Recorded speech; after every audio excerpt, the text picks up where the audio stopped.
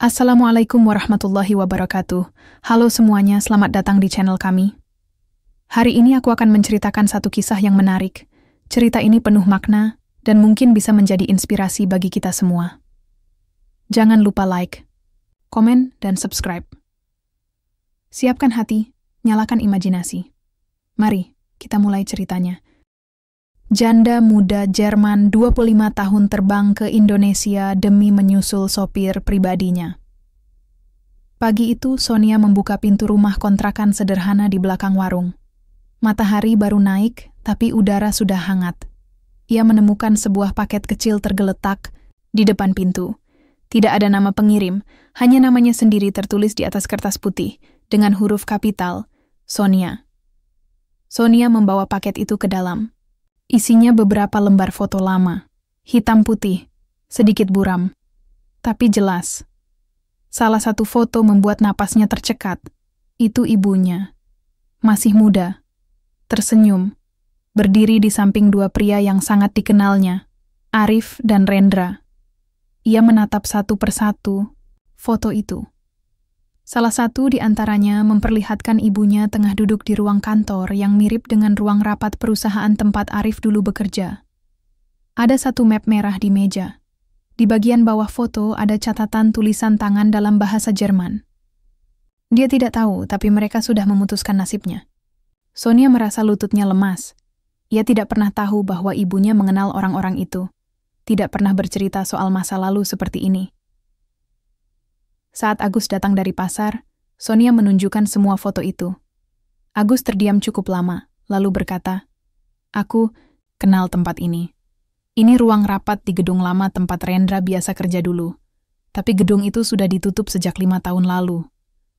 Sonia tahu ia tidak bisa menunggu jawaban datang sendiri. Sore itu juga, mereka berangkat ke kota, ke gedung lama yang disebut Agus. Mereka berhasil masuk lewat jendela belakang yang pecah. Lantai 3 masih menyimpan ruang rapat yang sama, persis dengan yang ada di foto. Bahkan meja dan kursinya belum diganti. Sonia berdiri di titik yang sama seperti ibunya dulu, mencoba membayangkan kejadian puluhan tahun lalu. Di sudut ruangan, Agus menemukan laci tua yang terkunci. Ia mencongkelnya dengan obeng. Di dalamnya ada beberapa dokumen usang dan sebuah flash disk merah. Mereka membawa semuanya pulang. Malamnya, Sonia membaca semua dokumen dengan senter. Sebagian besar dalam bahasa Indonesia, tapi beberapa bagian dalam bahasa Jerman. Surat-surat itu membahas tentang informan asing dan pemantauan internal organisasi. Nama ibunya muncul beberapa kali, disebut sebagai IS. Agus menyambungkan flash disk itu ke laptop. Ada video pendek, terekam secara diam-diam, gambar agak goyang. Tapi suara terdengar jelas. Dalam video itu, Rendra dan Arif berbicara dengan seorang wanita, ibunya Sonia. "Kalau engkau tidak berhenti, kami tak akan segan," kata suara Rendra.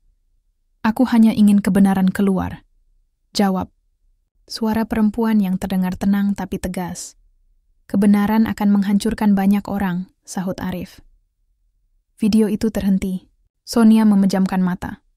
Ia merasa seperti tubuhnya dilemparkan ke masa lalu yang tak pernah ia kenal. Ibunya ternyata bukan sekadar wanita biasa yang bekerja sebagai penerjemah. Ada hal besar yang ia sembunyikan. "Aku harus tanya langsung ke Arif," gumam Sonia. "Tunggu dulu," kata Agus. "Kalau ini semua benar, berarti kita sedang menyentuh sesuatu yang berbahaya." Sonia mengangguk, tapi tekadnya tak berubah. Ia ingin tahu apa yang sebenarnya terjadi pada ibunya dulu, dan apa hubungannya dengan semua yang mereka hadapi sekarang. Pagi-pagi sekali, Sonia dan Agus sudah duduk di depan rumah makan, tapi bukan untuk melayani pembeli. Mereka menyusun rencana. "Arif tidak mungkin bicara kalau hanya kita datangi," kata Agus. "Orang seperti dia hanya bicara kalau terdesak." Sonia mengangguk pelan. Matanya sembab. Semalaman ia tidak tidur. Wajah ibunya di video itu terus muncul dalam benaknya. "Ada satu orang yang mungkin bisa bantu," ujar Agus. "Namanya Pak Haji Umar. Dulu dia pernah jadi sopir di perusahaan yang sama dengan Rendra dan Arif. Tapi sejak insiden kebakaran gudang, dia berhenti dan balik kampung." "Kau yakin dia masih hidup?" tanya Sonia. Terakhir aku dengar, dia buka bengkel kecil di dekat terminal lama. Sore itu mereka naik motor ke terminal tua. Daerahnya sepi, penuh bangunan setengah roboh, dan cat mengelupas. Tapi di ujung gang, ada bengkel kecil yang masih aktif. Seorang pria tua sedang mengelas sebuah knalpot. Kumisnya putih, matanya tajam. "Pak Haji Umar?" Sapa Agus sambil membuka helm. Pria itu menghentikan pekerjaannya. Ia menatap lama ke arah Agus, lalu, "Sonia, kalian cari siapa?" "Arif," jawab Sonia cepat. Pak Haji diam, lalu menaruh alat lasnya. "Kalian dari pihak mana?" "Bukan siapa-siapa," balas Agus. "Tapi kami punya alasan kuat untuk bicara." Pak Haji menyuruh mereka masuk ke dalam ruang sempit di belakang. Bengkel. Di sana ada kursi rotan dan foto-foto tua di dinding. Tanpa basa-basi, Sonia mengeluarkan salah satu foto ibunya. "Saya butuh tahu siapa sebenarnya Arif dan Rendra. Ibu saya dulu bekerja dengan mereka, lalu menghilang." Pak Haji mengambil foto itu. Ia mengangguk pelan. "Saya ingat wanita ini, cantik, pintar, tapi terlalu jujur untuk dunia kotor macam itu." Ia mulai bercerita. Dulu, kantor tempat Arif bekerja menyimpan banyak rahasia. Ada proyek besar dengan dana asing. Salah satu proyek ternyata menyangkut pemindahan dana ke luar negeri lewat jalur gelap. Ibunya Sonia, yang kala itu jadi penerjemah dokumen kontrak, menemukan kejanggalan. Ia melaporkannya ke atasan, tapi malah diancam. Saat gedung lama terbakar, semua bukti hangus. Tapi saya yakin, kebakaran itu disengaja. Waktu itu Rendra yang terakhir keluar dari ruang arsip. Sonia mencatat semua. Ia tahu, cerita ini menjelaskan banyak hal. Tapi tetap ada celah. "Kenapa ibu saya tidak pernah cerita?" Pak Haji menarik napas. "Mungkin karena ia tidak ingin kau hidup dalam ketakutan." Sonia terdiam. Kata-kata itu menamparnya. Sebelum mereka pamit, Pak Haji menyodorkan sebuah map tua. "Ini fotokopi laporan internal yang dulu saya simpan. Disalin dari dokumen asli sebelum semuanya lenyap. Tak bisa dijadikan bukti hukum, tapi cukup untuk tahu siapa musuhmu." Di motor, Sonia membolak-balik isi map itu. Ada tabel-tabel transaksi, daftar nama pejabat yang terlibat, dan kode sandi. Salah satu halaman menunjukkan rekening bernama RA dengan aliran dana ratusan juta. "Itu nama Rendra dan Arif," bisik Agus. "Mereka buat akun bersama untuk sembunyikan uang." Setibanya di rumah, Sonia hanya bisa terduduk. Semua yang ia kira masa lalu yang tertutup, ternyata masih sangat hidup. Ia tahu apa langkah berikutnya. Tapi kali ini, ia tidak ingin sembarangan. "Kita cari tahu di mana Arif sekarang," katanya pada Agus. Tapi diam-diam, "Kita main rapi." Agus mengangguk. "Kita harus kalahkan mereka di tempat yang tak mereka duga." Dan malam itu mereka mulai bergerak. Bukan lagi hanya mencari jawaban, tapi menyiapkan langkah membongkar semuanya. Warung makan milik Agus dan Sonia pagi itu tampak biasa. Pelanggan datang dan pergi. Anak-anak sekolah membeli gorengan, para buruh antre untuk sarapan, dan aroma nasi uduk memenuhi udara. Tapi di belakang dapur, ada satu kegiatan yang tak biasa. Sonia duduk di depan laptop milik Agus yang sudah tua, layarnya bergetar kalau dibuka terlalu lebar. Di depannya terbuka dokumen fotokopi dari Pak Haji Umar. Ia mengetik ulang isi laporan, membuat salinan digital, sambil sesekali menyambungkan data dari internet menggunakan jaringan Wi-Fi lelet milik warnet sebelah. Sementara itu, Agus berdiri di pojok dapur, berbicara lewat telepon genggam yang suaranya pecah. "Pak Edi, saya Agus. Dulu pernah kerja jadi sopir di kantor lama. Saya butuh informasi soal Arif." Di ujung sana, suara pria tua terdengar berat, curiga. Tapi setelah Agus menyebut nama Rendra dan Sonia, nada suara itu berubah. "Besok datang ke rumah saya, jangan bawa siapa-siapa." Agus mengangguk. "Saya akan datang." Setelah menutup telepon, Agus kembali ke dapur. Ia melihat Sonia masih menatap layar. "Dari semua catatan keuangan ini," kata Sonia pelan, "aku baru sadar satu hal." "Apa?" "Uang itu masih mengalir. Ada transaksi di rekening bayangan atas nama perusahaan palsu. Artinya, mereka masih aktif. Agus mendekat. Kau yakin? Sonia menunjuk satu halaman. Tanggal-tanggal ini, 1 minggu lalu. Dana masuk, dana keluar. Berarti ada 1 orang lagi yang masih main. Mungkin bukan cuma Arif dan Rendra. Agus terdiam. Kalau benar, kita harus lebih hati-hati. Hari berganti sore. Sonia berjalan ke pasar, berpura-pura belanja. Tapi langkahnya pelan, matanya awas. Ia sedang memeriksa satu tempat yang disebut Pak Haji Umar. Rumah kosong, milik mantan bendahara proyek.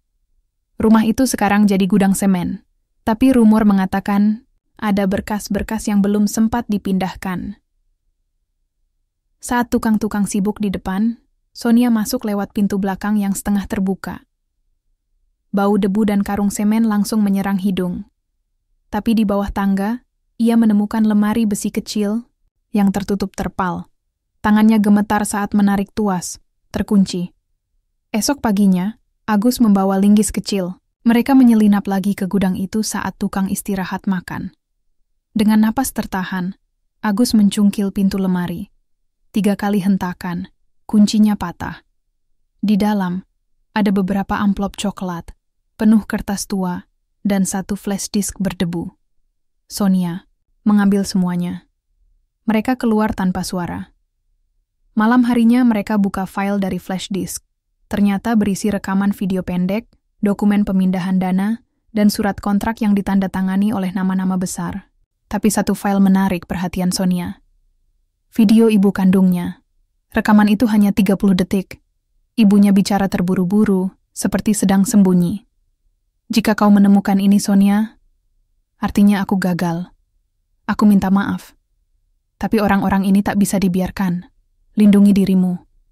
Jangan percaya siapapun, bahkan yang paling dekat sekalipun. Sonia menangis. Tangannya menutupi wajah. Agus menunduk, tak tahu harus berkata apa. Keesokan paginya, Sonia mengetik surat terbuka. Ia menyusun isi dengan hati-hati, menyertakan potongan dokumen, lalu mengirimkannya ke beberapa email, kantor berita, firma hukum, dan seorang pengacara HAM yang pernah viral karena menangani kasus serupa. Mereka akan tahu semuanya, katanya lirih. Agus menatapnya. Kalau mereka tahu, mereka bisa balik menyerang. Biar. Aku tidak akan lari lagi. Pagi itu, matahari tetap terbit. Warung makan tetap buka.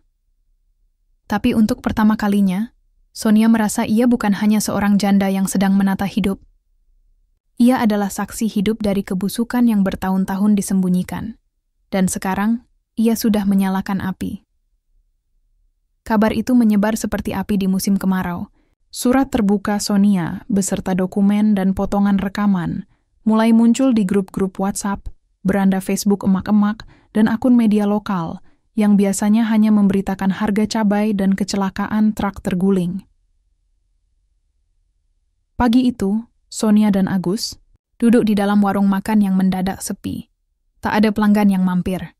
Bahkan langganan setia, Pak Roni penjual kerupuk, hanya lewat sambil melirik. Sudah lihat berita tadi pagi? Tanya Agus pelan. Sonia mengangguk. Sudah. Ia menunjukkan layar ponselnya. Judul besar terpampang.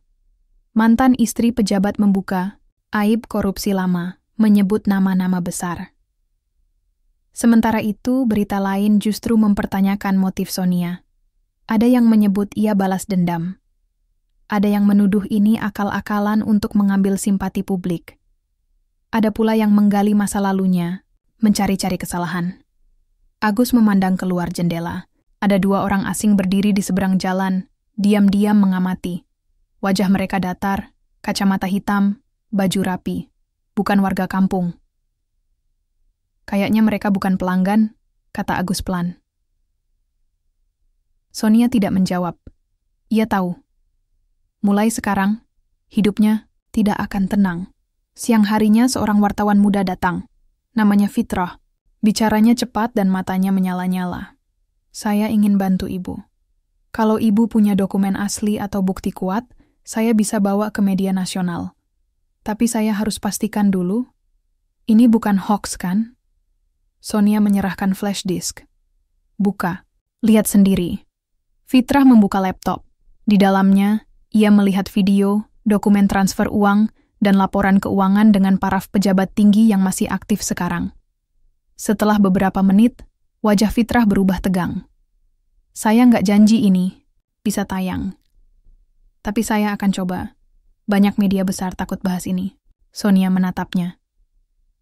Saya tidak butuh janji. Cukup kebenaran disampaikan. Malam itu, Agus menyarankan mereka pindah tidur ke rumah temannya di kampung sebelah. Tempatnya lebih tersembunyi, tapi Sonia menolak. Kalau kita lari sekarang, mereka menang. Aku capek sembunyi. Namun mereka tak tahu, seseorang sedang bergerak lebih cepat. Sekitar pukul 2 pagi, seseorang menyusup masuk lewat belakang dapur. Tidak bersuara, hanya bayangan hitam, membawa botol kecil dan korek api. Tapi takdir kadang bermain lebih lucu dari rencana siapapun. Saat sosok itu sedang menyiramkan cairan di dekat tumpukan kardus, Agus terbangun karena haus. Ia melihat cahaya aneh dari celah dapur. Tanpa pikir panjang, ia mengendap ke belakang dan melihatnya. Hei! Agus berteriak. Sosok itu menoleh dan langsung kabur. Tapi Agus cepat. Ia kejar. Di ujung gang, pelaku tersandung pot bunga dan jatuh.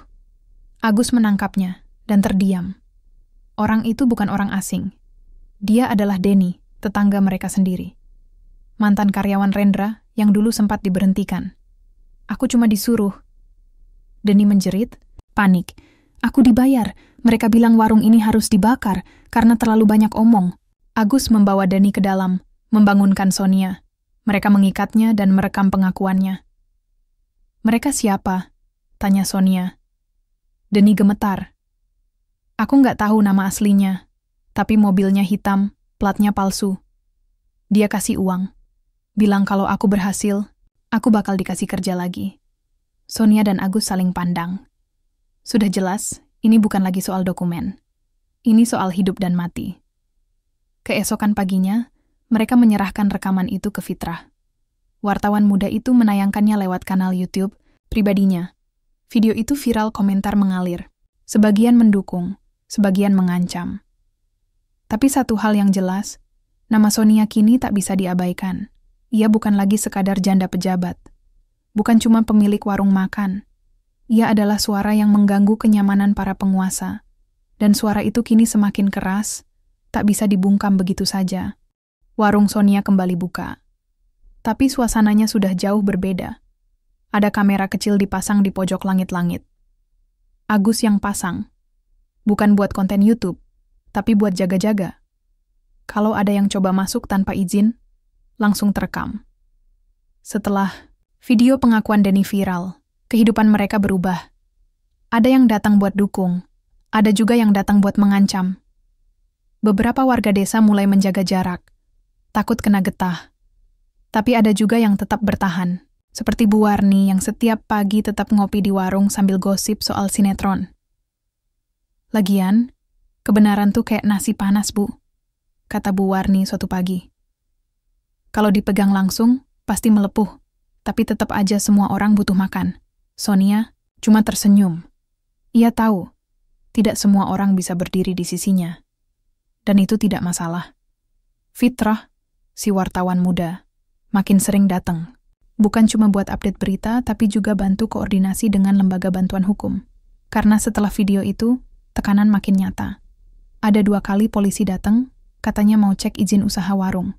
Padahal jelas mereka cuma cari alasan buat nutup tempat ini. Tapi Agus tidak tinggal diam. Ia mulai buka-buka dokumen lama. Surat tanah, izin bangunan, semua dilengkapi. Semua ia salin dan kirim ke tim hukum yang dibentuk Fitrah dan kawan-kawan. Suatu sore Sonia menerima telepon. Suara di seberang tidak memperkenalkan diri. Kamu pikir kamu pahlawan? Kami bisa bikin kamu hilang sebelum matahari terbit. Sonia diam. Lalu menjawab, kalau memang itu rencana kalian, silakan coba. Tapi pastikan satu hal, kalian bunuh saya sekalian. Karena kalau saya masih hidup, saya tidak akan berhenti. Telepon langsung ditutup. Agus melihat wajah Sonia pucat. tapi matanya tajam. Kalau kamu takut, kita bisa pergi. Kita cari tempat lain, Sonia menggeleng. Kalau aku pergi sekarang, semua yang kita lakukan kemarin percuma. Beberapa hari kemudian, kejutan datang. Fitrah berhasil menembus stasiun televisi nasional. Mereka setuju menayangkan laporan investigasi tentang kasus ini, termasuk pengakuan Denny, dokumen dari Sonia, dan potongan rekaman CCTV. Tayangnya dijadwalkan malam Minggu, prime time. Selama seminggu sebelum tayang, semua tim kerja siaga. Mereka tahu, jika ini ditayangkan, efeknya akan besar. Dan benar saja, saat tayangan dimulai, media sosial langsung ramai. Tagar, "Nyal berani karena benar trending." Beberapa nama besar disebut. Ada pejabat, ada pengusaha, bahkan ada tokoh agama. Reaksi cepat muncul. Beberapa politisi menyangkal. Ada yang menyebut ini fitnah. Ada juga yang mengaku tidak tahu menahu. Tapi ada satu hal yang tidak bisa dibantah. Bukti-buktinya kuat. Terlalu kuat untuk diabaikan. Besok paginya, kejutan berikutnya datang. Komisi Pemberantasan Korupsi, KPK, secara resmi mengumumkan bahwa mereka membuka penyelidikan. Beberapa orang yang disebut dalam laporan itu akan dipanggil. Agus dan Sonia saling pandang waktu berita itu dibacakan di TV. "Kita benar-benar mengguncang sarang lebah," kata Agus. Sonia mengangguk. "Tapi lebah-lebah itu sekarang sedang diawasi. Kita cuma harus tetap hidup." Namun ancaman tidak berhenti. Malam harinya ada mobil berhenti cukup lama di depan rumah mereka. Tidak turun, tidak bergerak, hanya lampu menyala. Setelah 1 jam, baru pergi. Tapi malam itu juga, seseorang mengirim amplop lewat jendela yang terbuka sedikit. Agus menemukannya pagi-pagi. Di dalamnya hanya 1 kalimat. Berikutnya, kamu. Sonia membaca tulisan itu dan menyimpannya. "Aku tidak akan lari," katanya pada Agus. "Biar mereka yang lari. Aku sudah terlalu lama diam." Sekarang giliran mereka takut. Agus tidak menjawab. Tapi ia berdiri lebih tegak dari biasanya. Karena ia tahu, kebenaran memang tidak pernah tidur. Tapi yang berani berdiri bersamanya juga tidak banyak. Dan mereka berdua sudah jauh melangkah. Tidak akan mundur lagi. Pagi itu udara dingin menusuk. Sonia duduk di teras, memandangi jalan sepi, sambil menggenggam cangkir teh hangat. Wajahnya tenang, tapi isi kepalanya penuh. Ancaman demi ancaman datang silih berganti. Tapi ada satu hal yang membuatnya tetap duduk tegak. Rasa percaya bahwa kejujuran akan menang, cepat atau lambat. Agus keluar membawa koran pagi. Berita utama di halaman depan. Kasus warung Sonia seret nama pejabat daerah. Foto Denny terpampang besar dengan label mantan kaki tangan mafia tanah. "Lihat ini," ujar Agus sambil duduk di samping Sonia. Orang-orang itu mulai gelisah. Ada 3 pejabat langsung mengundurkan diri. 2 lainnya mangkir dari panggilan KPK. Sonia tidak tersenyum. Ia hanya mengangguk. Karena mereka tahu, ini bukan cuma gosip. Ini bukti. Dan kita punya semuanya. Di belakang mereka, warung mulai buka. Tidak seramai biasanya, tapi cukup. Bu Warni datang lebih awal dari biasa. Langsung pesan kopi hitam dan gorengan. "Aku dukung kalian dari awal," kata Bu Warni. "Tapi mulai sekarang, aku bawa pentungan juga kalau makan di sini. Jaga-jaga." Semua tertawa kecil. Tapi mereka tahu, itu bukan lelucon sepenuhnya. Fitrah datang membawa kabar baru.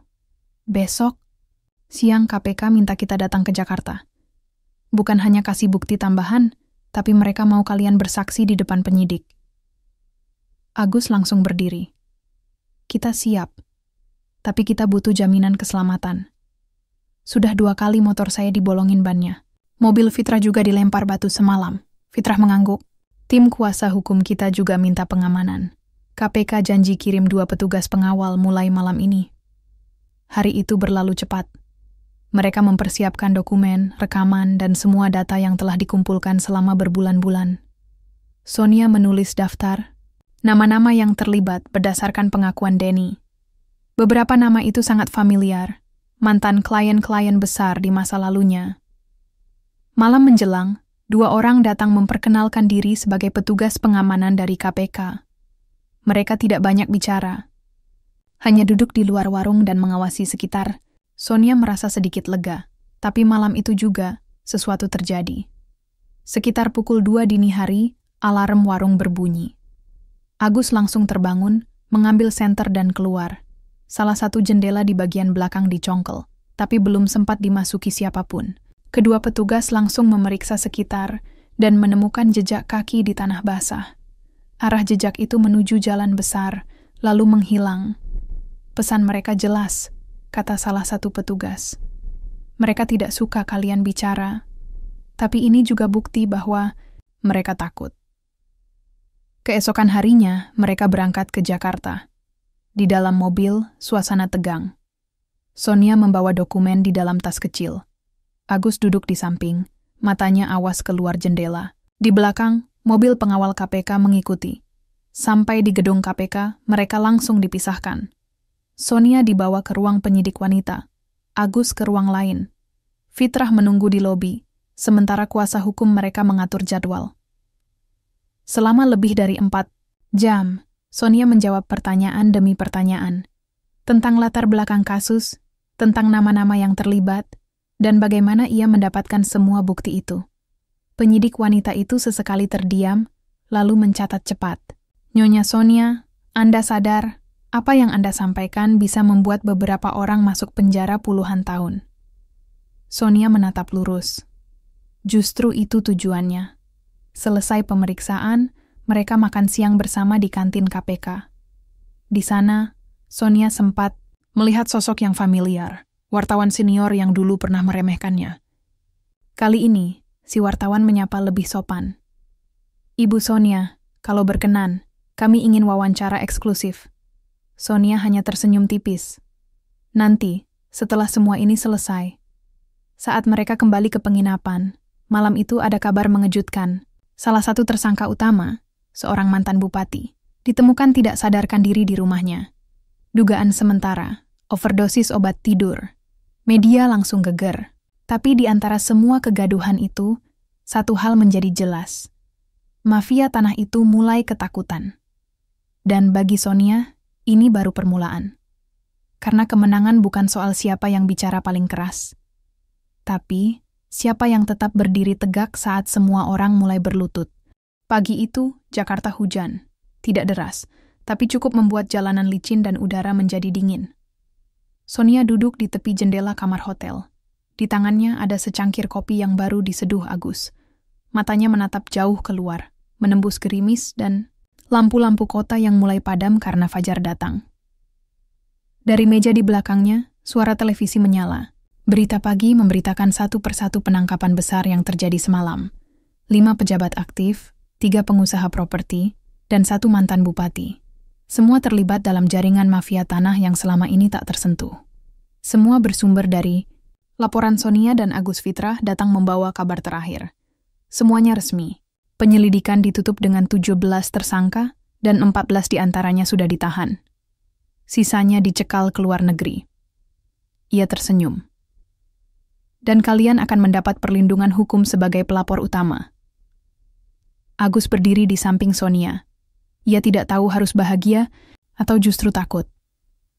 Setelah ini, kita balik ke kampung ya. Sonia hanya mengangguk. Warung itu tetap berdiri. Kita jaga seperti biasa. Tapi kita tak perlu takut lagi. Orang-orang yang paling menakutkan itu sudah dibalik jeruji. Perjalanan pulang ke kampung adalah perjalanan yang panjang. Tapi kali ini terasa ringan. Di dalam mobil, mereka tidak banyak bicara. Sesekali Agus bercerita soal menu baru yang akan dicoba di warung. Sonia tertawa kecil. Jangan-jangan kamu lebih suka jadi juru masak ketimbang sopir. Sesampainya di kampung, mereka tidak langsung kembali ke warung. Sonia meminta mampir ke makam suaminya. Sudah lama ia tidak datang. Ia berdiri lama di sana, menatap nisan tanpa kata. Aku sudah selesaikan semuanya. Janjiku padamu, janjiku pada diriku sendiri. Aku bukan wanita lemah seperti yang dulu semua. Orang pikir Ucapnya pelan. Agus berdiri tak jauh, menunggu dengan sabar. Ia tahu, tak semua luka bisa sembuh, tapi luka bisa ditinggalkan. Keesokan harinya, warung buka seperti biasa. Tidak ada seremoni, tidak ada media, tidak ada selebrasi. Tapi semua orang tahu apa yang sudah terjadi. Pelanggan berdatangan bukan hanya untuk makan, tapi untuk menyampaikan terima kasih, untuk menunjukkan bahwa keberanian Sonia dan Agus telah menginspirasi mereka. Bu Warni datang pertama. Kali ini tidak bawa pentungan, tapi bawa sepiring besar pisang goreng. Buat kalian, karena kalian sudah berani saat kami semua hanya diam. Fitrah dan tim hukumnya juga mampir. Mereka duduk di bangku pojok, memesan nasi goreng dan kopi. Warung, ini saksi sejarah, kata Fitrah sambil tersenyum. Hari-hari berlalu dengan tenang. Tidak ada lagi teror, tidak ada lagi ancaman, hanya hidup biasa yang kembali berjalan. Tapi Sonia tahu, hidup biasa yang sekarang tidak sama dengan dulu. Sekarang, dia lebih kuat. Dan orang-orang tahu, dia bukan sekadar janda asing yang buka warung di kampung. Dia adalah wanita yang menjatuhkan jaringan korupsi. Sore itu, saat warung hampir tutup, Agus duduk di bangku depan. Ia memandangi matahari yang mulai turun perlahan. Sonia datang, membawa 2 gelas teh panas. "Kamu mau apa setelah ini?" tanya. Agus dan Sonia mengangkat bahu. "Hidup. Mungkin pelan-pelan, tapi tetap hidup." Agus mengangguk. "Aku juga." Lalu mereka diam. Tidak ada janji-janji manis, tidak ada rencana besar. Hanya 2 orang yang pernah jatuh, berdiri lagi, dan memilih menjalani hidup seperti orang biasa. Karena kadang, kemenangan bukan soal menjadi pahlawan, tapi soal tetap waras, tetap jujur, dan tetap hidup meski dunia mencoba menghancurkan kita.